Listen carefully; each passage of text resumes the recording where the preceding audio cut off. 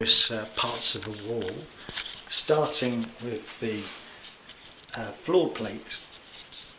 So this is the first bit of timber that you'd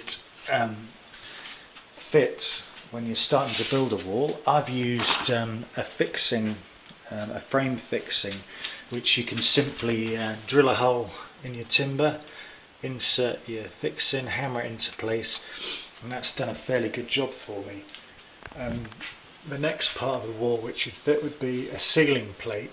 This is a load bearing wall. I've got a double ceiling plate because it's load bearing, but you'll probably just be using a single plate on a stud-work internal wall that's non-load bearing. That goes in second. You want to get yourself a nice straight piece of wood. I'll just show you the sorts of problems which are common. If you look down that piece of wood, you can see it's got a slight bend to it. So if you neglect to choose a nice straight bit for a floor plate or a ceiling plate, that will give you all sorts of trouble trying to get your wall straight. So well worth just selecting your best bits of timber for the floor and for the ceiling. The next part of the wall is the stud. This is the up and down part of the wood. Just a quick note on these stamps. C16, C24 are common timber grades. C24 is stronger than C16, but they're the two common ones that you'll find for internal building. You find some stronger grades of wood for roof trusses. I normally just ask for dry graded wood, and they normally supply C16, but sometimes C24 at a similar price. So if you luck out getting C24, that's good.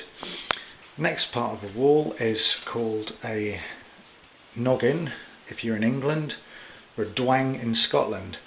No idea why I've got stupid names, but gives you a smile, doesn't it? How are your noggins? And the next part to note is the centres between the wall. I'm actually using 12.5mm plasterboard. 9.5mm is a common size as well, but if you use thinner plasterboard you have to decrease the size between your studs. Because I'm using 12.5mm, I can use 600mm centres between the studs. So that's my preference. I use 4 by 2 inch timbers, and I've used that on all the internal walls. They're bigger than you need, but personally I quite like them because you've got room for more insulation to fit between plasterboard and plasterboard for things like soundproofing. So for only a few quid extra, you get a stronger wall which can be better soundproofed. So that's my preference. The sequence of fitting these pieces of wood is, first of all, fit your floor plate. Secondly, fit your ceiling plate.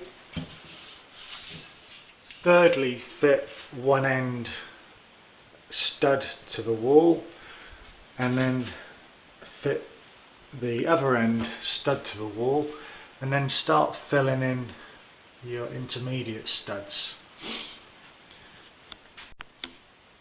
I measure every stud individually. I've found, even a couple of millimeters mean you'll have a loose stud, which you really don't want. You want a really good tight fit in there. So perhaps even cut a millimetre over size or 2mm over size to get really tight fits. Get those fitted. So once you've got your studs in place, then cut your noggins, and I've used 4-inch nails. So you can see they give you a good lap into the wood. Some people use 4-inch screws, which are stronger, but they're more expensive. The 4-inch nails are adequate.